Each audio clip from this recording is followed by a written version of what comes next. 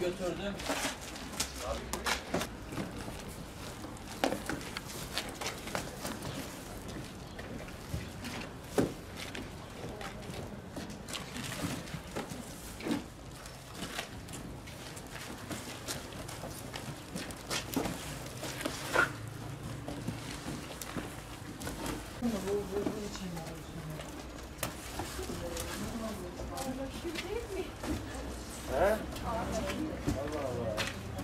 Ne olsun?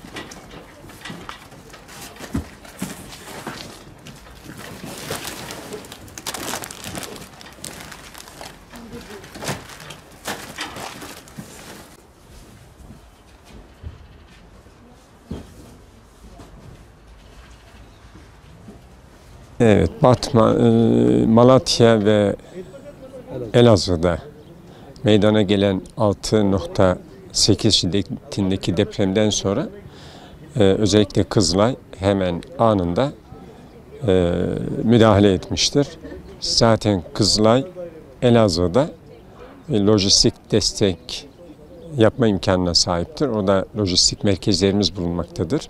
Ayrıca hemen kısa süre içerisinde Muş'tan, Erzurum'dan, Trabzon'dan yani lojistik merkezlerimizin bulunduğu yerlerden hem mobil mutfaklarımız hem fırınlarımız yola çıktı. Şu anda her gün hem Malatya'da hem Elazığ'da hem de kırsal kesimde binlerce kişiye Kızılay olarak hizmet vermekteyiz. Biz de Batman olarak bizim lojistik merkezimiz olmadığı için depolarımız yok tabii. Ama halkımızın desteğiyle 400 koli bu gıda kolisi. Bu gıda kolilerinin dışında battaniye, özellikle montlar var. İkinci el almamaya gayret gösterdik ama hemen hemen kullanılmamış düzeyde ikinci el birkaç parça var. Onun dışında ikinci el almamaya çalıştık. Bir de bir miktar bir kamyonu dolduracak miktarda un götürüyoruz beraberimizde inşallah. Ama hafta sonuna doğru yine organize sanayideki esnafımız bir araya geldi. Kızılay üzerinden oradaki fırınımıza ulaştırılmak üzere yine bir kamyon un göndermiş olacağız. Bu arada ben tabii Batmanlı hayırseverlere hakikaten teşekkür etmek istiyorum. Çünkü Suriye'deki savaştan sonra binlerce aileyi misafir ettik. Van'daki depremden sonra Batman gerçekten Vanlılar bundan sürekli söylerler. Yine binlerce aileyi burada misafir ettik.